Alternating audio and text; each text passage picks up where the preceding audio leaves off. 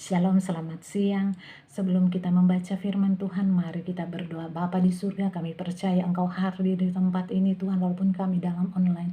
Tapi kami percaya kuasa Roh Kudus akan bekerja dalam pertemuan kami di siang hari ini Tuhan. Urapi kami semua bagi hamba-Mu Tuhan. Hikmat Tuhan tercurah bagi hamba-Mu Tuhan. Kepada saudara-saudara kami yang dalam online ini, Engkau tutup bungkus mereka dengan darah-Mu, bahkan handphone-handphone yang kami pakai Tuhan Yesus. Terima kasih Tuhan, inilah doa kami Tuhan, dan bekerjalah ya Tuhan, Roh Kudus Engkau hadir bagi kami. Di dalam nama Yesus kami berdoa, haleluya, amin. Saudara-saudara, kita akan membahas renungan singkat kita pada siang hari ini, yang saya ambil di dalam Kisah Para Rasul 4 ayat 1 hingga ayatnya yang ke-20. Nanti saya ambil judulnya aja ya, ceritanya nanti kita akan bahas bersama berayat-ayat. Perikopnya adalah Petrus dan Yohanes di hadapan Mahkamah Agama. Bapak Ibu, saudara-saudara, setelah kita membaca semua renungan kita pada semua bacaan Alkitab kita, saya mengambil satu tema bahwa firman Tuhan yang saat ini kita akan baca bertemakan hidup dalam kasih karunia yang melimpah-limpah. Saudaraku, firman Tuhan dikatakan, mari kita baca di dalam ayat Kisah Para Rasul 4 ayatnya yang 33 berkata, dan dengan kuasa yang besar rasul-rasul memberi kesaksian tentang kebangkitan Tuhan Yesus, dan mereka semua hidup dalam kasih karunia yang melimpah-limpah. Saudaraku, kuasa Allah begitu dahsyat bekerja dan memanifestasi pada gereja yang mula-mula, sehingga kemanapun mereka bersaksi dan memberitakan tentang kebangkitan Yesus, tanda-tanda ajaib dan berbagai mujizat selalu menyertai mereka. Kalau kita baca di dalam sini, semua ini saudara-saudara terjadi bukan karena kekuatan mereka, bukan karena kehebatan mereka, bukan karena kepintaran mereka, tetapi saudara-saudara, dalam firman ini dikatakan bahwa karena mereka hidup dalam kasih karunia yang melimpah-limpah.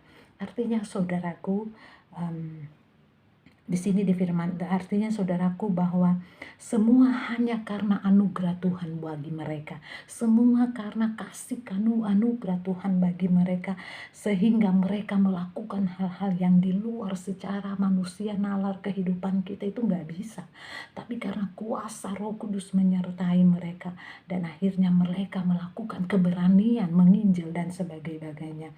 Kunci atau rahasia yang membuat gereja mula-mula dapat hidup dalam kasih karunia itu yang melimpah-limpah sesuai dengan bacaan kita pada siang hari ini, dikatakan bahwa mereka menjadikan kehidupan doa sebagai prioritas. Jadi doa yang menjadi prioritas mereka. Di dalam kisah Para Rasul 4 ayat 31, dan dikatakan bahwa dan ketika mereka sedang berdoa, goyanglah tempat mereka berkumpul.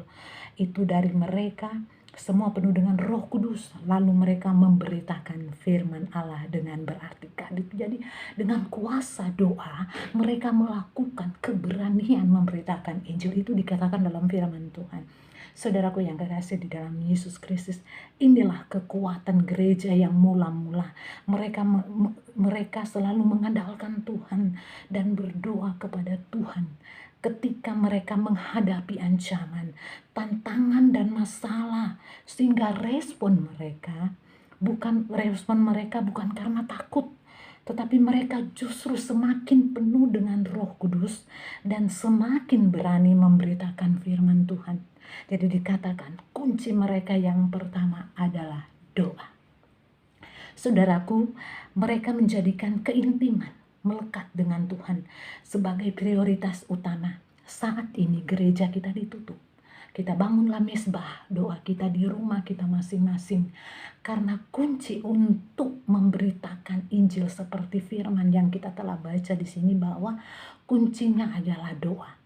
Doa diberikan kuasa Roh Kudus memberitakan Injil. Ini karena kunci dari gereja mula-mula waktu itu. Itu bukan karena kepintaran mereka, bukan karena saya hebat, tapi karena kunci melekat kepada Tuhan, maka kuasa Roh Kudus mengalir kepada gereja mula-mula saat itu. Saudara-saudara yang kekasih di dalam Yesus Kristus, mereka di sini dikatakan di dalam Kisah Para Rasul 4 ayat 13, mereka menjadikan keintiman dengan Tuhan sebagai prioritas. Jadi kunci utamanya di dalam Kisah Para Rasul 4 ayat 13 katakan, ketika sedang itu melihat keberanian Petrus dan Yohanes dan mengetahui bahwa keduanya orang biasa yang terpelajar, heranlah mereka dan mereka mengenal keduanya sebagai pengikut Yesus. Jadi saudaraku, Yesus, Petrus, dan Yohanes telah membuat para imam orang Farisi heran. Karena meskipun mereka orang biasa, kita orang biasa, jangan merasa, oh saya tidak sekolah teologi, saya bukan SSS, saya bukan pendeta, saya apa. Tapi kunci utama adalah karena kuasa Roh Kudus. Jadi seperti Petrus dan Yohanes, kita tahu Petrus itu seorang nelayan. Tapi karena Tuhan memakai dia, Roh Kudus mengubah dia, Roh Kudus memberi kuasa Roh Kudus yang menyertai dia, sehingga di dalam pelayanannya keberanian memberitakan Injilnya itu luar biasa kalau kita baca di dalam firman Tuhan. Mereka orang biasa, tidak terpelajar dikatakan di firman Tuhan, tetapi karena mereka pengikut Yesus, yang artinya karena mereka adalah orang-orang yang selalu bersama-sama Yesus, yaitu yang intim dan mengenal Yesus, maka membuat mereka berubah dari orang-orang biasa menjadi orang yang luar biasa, yang memiliki keberanian. Mereka memberitakan Injil. Hikmat Tuhan turun bagi mereka untuk menceritakan Injil kepada orang-orang mereka. Hikmat kuasa Tuhan yang melebihi para imam, dan dikatakan di firman Tuhan, kuasa mereka para imam dan orang Farisi melebihi mereka. Padahal mereka orang biasa. Tentunya itu luar biasa saudaraku. Ini karena kuasa Roh Kudus menyertai mereka. Di situ dikatakan juga di dalam Kisah Para Rasul 4, 19-22, tetapi Petrus dan Yohanes menjawab, silakan kamu putuskan semanakah yang benar di hadapan Allah, taat kepada kamu atau taat kepada Allah, sebab tidak mungkin bagi kamu untuk tidak berkata-kata tentang apa yang telah kami lihat dan yang telah kami dengar. Jadi mereka menjadikan ketaatan dengan Tuhan sebagai prioritas. Jadi kunci kedua adalah ketaatan. Walaupun kita pintar, walaupun kita punya karunia sehebat apapun, kalau kita tidak ada ketaatan, itu artinya nol. Pelayanan kita nol.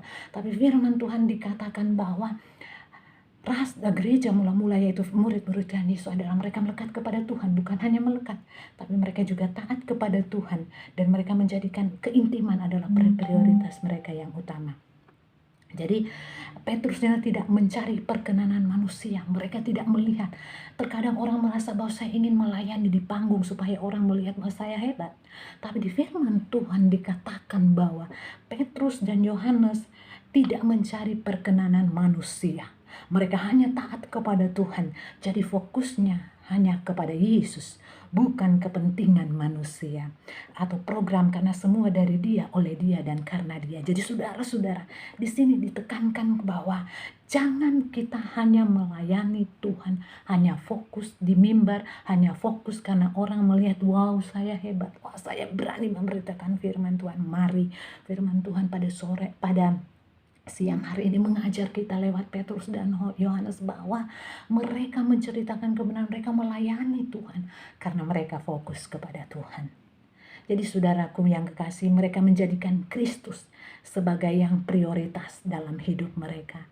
Karena kalau kita melayani hanya untuk fokus kepada Tuhan, proses demi proses kita bisa lalui, karena kita punya prinsip bahwa tujuan kita melayani Tuhan bukan untuk dilihat orang, tapi untuk menyenangkan hati Tuhan. Saudaraku, di dalam ini kisah pasal 103 ayat 6 dikatakan, tetapi Petrus berkata, emas dan perak tidak ada padaku, tetapi apa yang kau punya aku berikan kepadamu. Demi nama Yesus Kristus orang Nazaret itu berjalanlah. Itu kuasa. Itu mereka menjadikan Kristus. Mereka bukan karena mereka pintar, tapi mereka mengataskan dalam nama Yesus. Pelayanan mereka bisa menyembuhkan, mereka bisa memberi. Mereka nggak ada emas, mereka tidak ada perak yang akan mereka berikan, tapi hanya mereka menjadikan fokus mereka di dalam pelayanan mereka adalah Kristus. Saudaraku, prioritas kita dalam bersaksi bukan karena kita memiliki emas.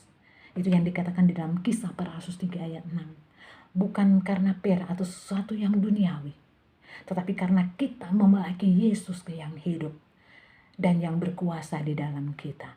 Jadi kita dihormati, disegani, dikenal, dan disenangi, bukan karena kita memiliki emas dan bukan kita memiliki perak, tetapi karena kita melihat, merasakan, membuktikan bahwa Kristus ada di dalam hidup kita. Melalui karakter kita, integritas kita, kedewasaan kita, kejujuran kita, dan manifestasi kuasa Roh Kudus yang bekerja dalam kita.